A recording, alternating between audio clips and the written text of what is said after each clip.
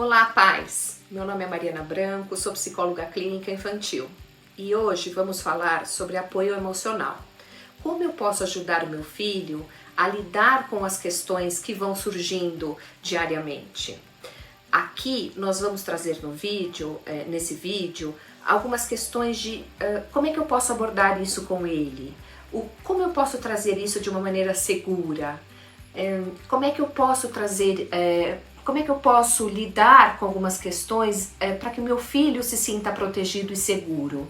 Então, espero que você consiga tirar daqui algumas informações importantes para que seu filho possa se sentir um pouco mais seguro e você possa também ganhar um pouco mais de reflexões sobre esse assunto. Então fique comigo até o final e não esqueça de se inscrever no canal e dar um like. Até já!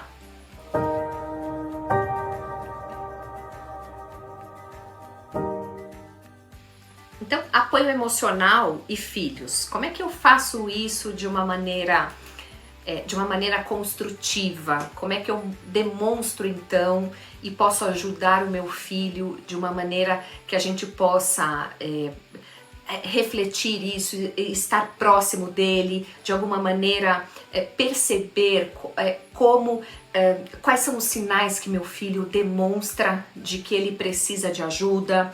Então, vamos falar um pouquinho sobre isso aqui, para que a gente possa pensar como que esses sinais emocionais e como o estar próximo do filho é uma questão importante agora, nesses momentos atuais, né? Eu diria que um dos passos mais importantes seria o reconhecimento. E o que seria esse reconhecimento? Seria esse reconhecimento e observação. Esse reconhecimento é esse entendimento do que é que está acontecendo. Então, bom, se eu percebo que meu filho tem um certo comportamento e ele começa a mudar esse comportamento, esse filho começa a demonstrar que alguma coisa não caminha bem, então, e eu começo a ver de que isso é efetivo, então eu começo a reconhecer que algo ali precisa ser olhado de uma maneira diferente. Então, esse entendimento, ele é muito importante, porque ele é o ponto inicial para a gente começar esse apoio. Esse apoio, ele só pode ser dado a partir do momento que a gente também inclui essa criança nesse suporte, tá? Então, eu vou lá, eu identifiquei que esse filho tá diferente. Eu identifiquei que alguma coisa ali eu tô, de certa forma, percebendo, tô tendo um estranhamento. Então, não sei, tô sentindo que meu filho tá um tanto mais isolado, tô sentindo que meu filho tá precisando, tá mais choroso, tô sentindo que meu filho tá mais entristecido, tô sentindo que meu filho tá muito agitado. O que é que eu tô percebendo desse filho? Então, então essa observação, ela é necessária a se ter e também ter esse reconhecimento, ele parte para o segundo ponto, que é começar a trazer isso para a própria criança. Então, quando a gente percebe isso e compartilha isso com a criança, quer dizer, meu filho, percebo que você está muito agitado, percebo que você está muito entristecido, isolado dos seus amigos. Quando você parte já trazendo um pouco disso, você também está fazendo o que a gente chama de nomeação, né? Você está nomeando para essa criança o que está acontecendo. E essa nomeação é muito importante para a criança, porque você está trazendo esse feedback, vamos assim dizer, dizendo para ela que você percebeu, que você olhou para ela, né? Então olha que coisa importante, você está dizendo para ela que ela está sendo olhada. Então vamos dizer que isso para a vinculação é extremamente importante. Então essa criança está sendo vista.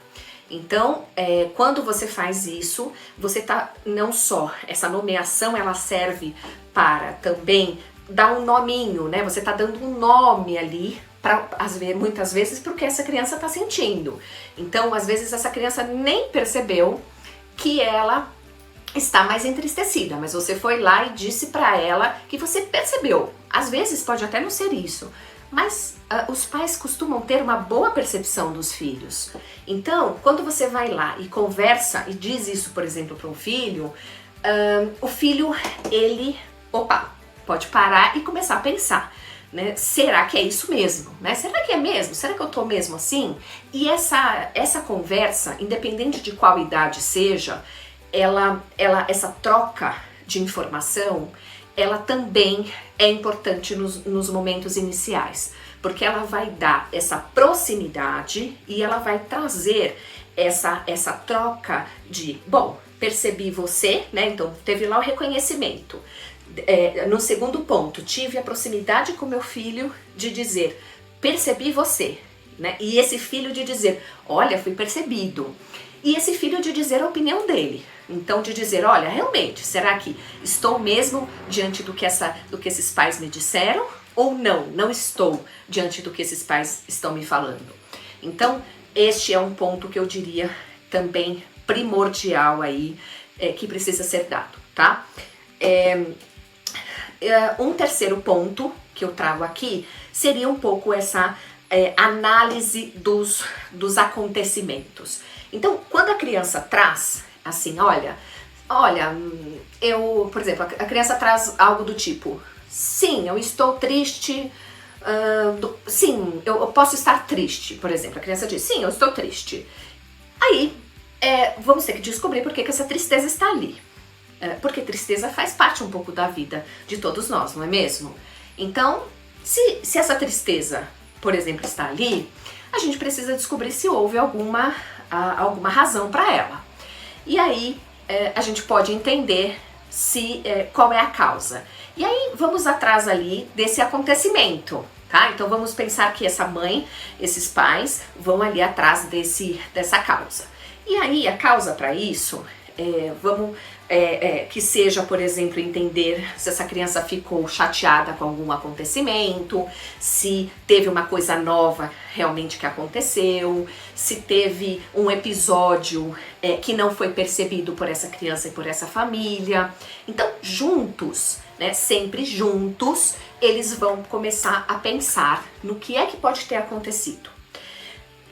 E isso, às vezes, isso fica claro para os pais e para a criança. Então, às vezes a criança diz, não sei, será que foi uma briga lá que eu tive com meus amigos?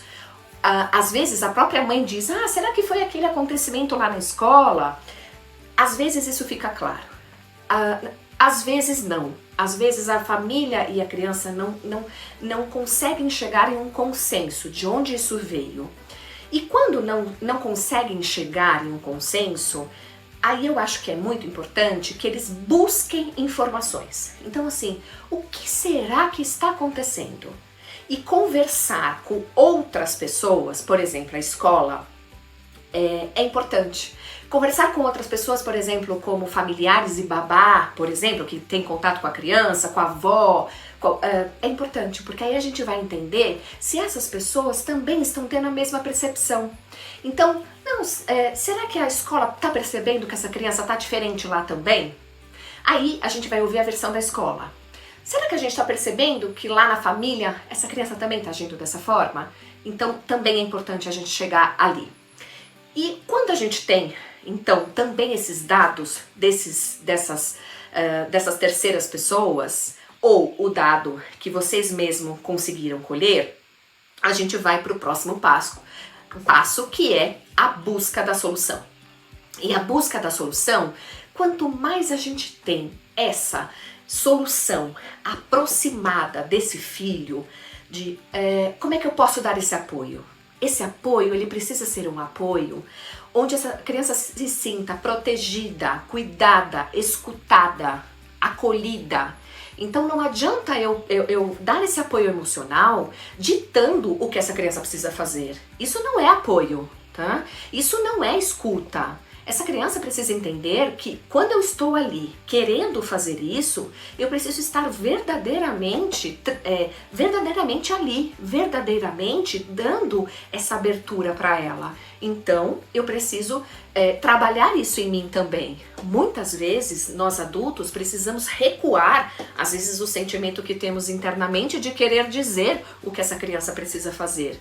Às vezes, precisamos nos preparar, respirar algumas vezes para poder pensar junto com essa criança qual é o melhor caminho.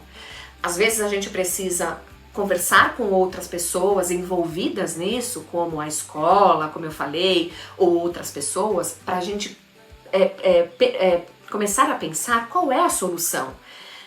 E às vezes a gente precisa inserir outras pessoas para nos ajudar nessa solução, que sejam, por exemplo, profissionais. Né, que sejam psicólogos, que sejam fonos, que sejam nutricionistas, que sejam outros profissionais que lidam também com crianças, tá? Então, essa busca de soluções, ela só vai acontecer na medida que a gente pensar que essa criança precisa estar envolvida. Uma das coisas que ajuda muito os pais a dar esse apoio emocional para essas crianças é ter essa rotina de falar sobre seus próprios sentimentos também dentro de casa. Então, quando você fala também sobre seus próprios sentimentos, tem o hábito de falar sobre os próprios sentimentos dentro de casa, a criança, ela também se sente à vontade para falar, compartilhar sobre ela também, tá?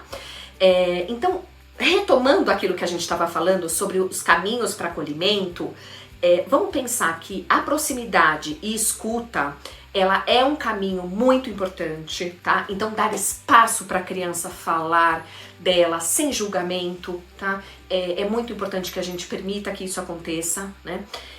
Junto com a criança, a gente precisa buscar onde teve esse início dessas dificuldades, tá? Isso é um passo bastante importante, né?